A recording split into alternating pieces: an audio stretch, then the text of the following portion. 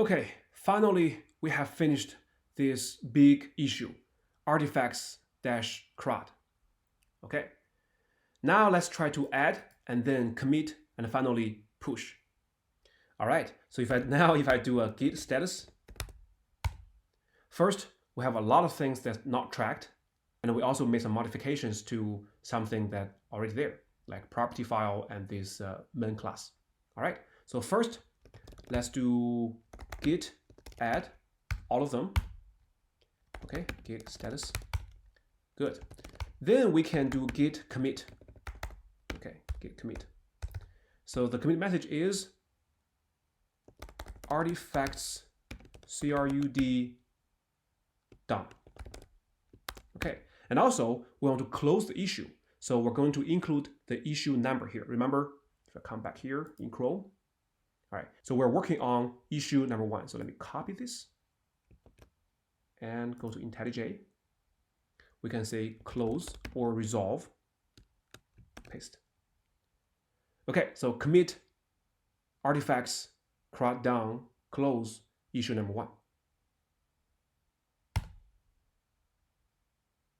Okay, so git status. Okay, so working tree is clean. Now, let's push this branch to remote repository on GitHub. But before that, I want to make sure that during the development, there's no change on the remote master. Now, this is a one-man project. I'm the only guy here. What if during this long time development, we spend a lot of time working on this branch, somebody else working on the same project also pushed to GitHub and changed the master? So then the remote master is different from our master. So we want to make sure that our local master branch is in sync with remote master branch. So let's switch. Okay, now if you see this, if I switch, okay, and wait a sec.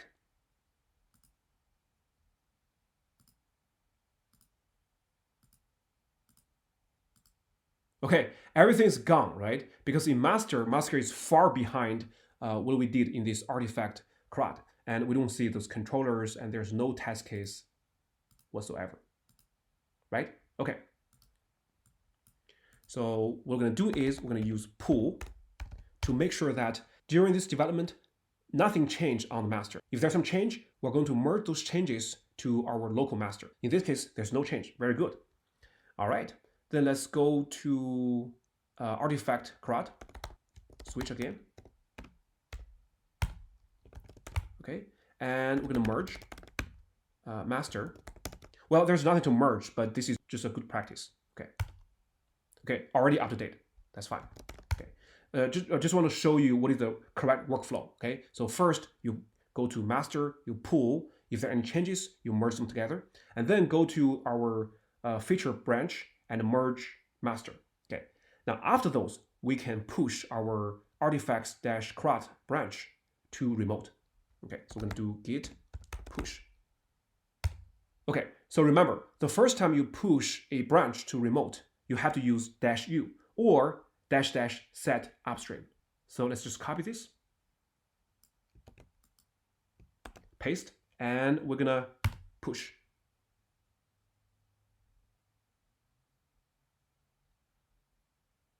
Okay, now we successfully pushed our local feature branch artifacts-CRUD to remote. So there will be 2 branches on remote side. Okay, then let's go to GitHub. Go to code. All right, as you can see, now we have a artifacts CRUD, which is committed 1 minute ago. Okay, if you click here, now there are 2 branches. One is master. Well, basically master is a bare bones Spring Boot application. So if I click artifacts here, okay, as you can see, we have a lot of stuff in it. And this is the commit message. All right, then next, let's go to code.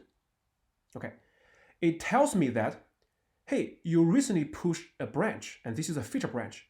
Do you want to compare and create a pull request? And of course I want to do it because I want to merge this artifacts CRUD feature branch into my master. Okay, then I can safely delete this branch. Let's compare and create a pull request. So compare. All right. And it says able to merge. So that means GitHub automatically detects there's no conflict and it is able to merge with master. So this is master and this is my branch. I'm going to merge it into the master branch on GitHub. And of course, here I can write some comments. It is really tough. Go frogs. Okay.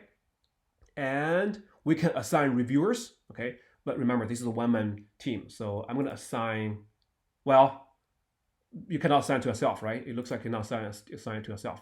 But if I do have some collaborators, I can assign it to, for example, 2 or 3 other people. And after they review it, and there are many policies, they have to all agree, you can merge, or over half agree, you can merge. There are different kind of policies. Okay. All right.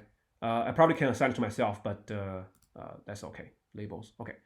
Everything's good. So we can create pull request. So create. All right. Okay. So this pull request is created. And well, since I'm the only guy, so I'm both the committer and both the people that can allow merge pull request. Okay. But basically, if you receive a pull request from your teammate, okay, before you click this merge pull request, you probably want to see what's going on here. So if I click here, okay, so you can see that what has been changed. As you can see, those are newly added, add plus plus, and this line has been deleted. So we add this ID worker, if you remember that. Then this is the first file. Then this is controller, and everything here is new. Okay, everything here is new. So review it. This is good job. Why you put this line? Sorry, this line here, and you can click. Okay, got it. And you can click start review. Okay, but no, I'm just gonna cancel here. Yes. Okay. I think you also can comment multiple lines. So that is if you drag, I guess. Yeah, if you drag, you can say, hey, what does this code block mean? Cancel it. Okay. So a lot of things, a lot of diffs. Okay, it looks good, right? It looks good. Now, if your reviewer find any problems, they can add comments and ask you to fix it and recommit. And that all belongs to the same pull request. Okay. All right, so that's pretty good. So go to pull request. Okay, so everything's good. And here you can merge pull request. All right, so everything's good. So confirm merge, and we'll close the first issue. So pull request successfully merged and closed. And you're all set. This branch can be safely deleted. All right. So in some company, they want to delete all the branches. They only have one master branch. So feel free to delete it. But I want to keep it here. All right. Okay. Then let's go to issues. As you can see, now the issue number goes from 5 to 4. And we have 4 open and 1 closed. Now, so let's take a look at this closed one. So I click here. So this is closed. And this issue is associated with 1 commit. Okay, so if I click here, and everything is recorded. So that means everything won't be lost. If you really want to see how people close this issue, you can look at all those conversations and the commit message and what is changed, what is not changed. So that's why we really love GitHub. It remembers everything. So for example here, so if you click it, you can see all the changes, which commits that closes this issue.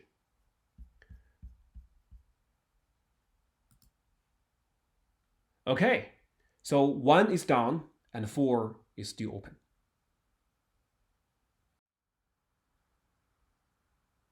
Before we work on the next issue, so let's make sure our local master is in sync with remote master, because right now the remote master is really in sync with our artifacts CRUD. So let's go to local master. Okay, git status. It says your branch is up to date with the remote master, which is not true because the local machine doesn't know that the remote master has changed. So what we should do is we should use git fetch and then git merge. But you can do the 2 things in one command called git pull. So let's just use git pull. But remember that in git pull, we first fetch, we update our origin master. So you know that local master is different from origin master. Then we merge, okay? But we can do everything in one command. Why not? So git pull.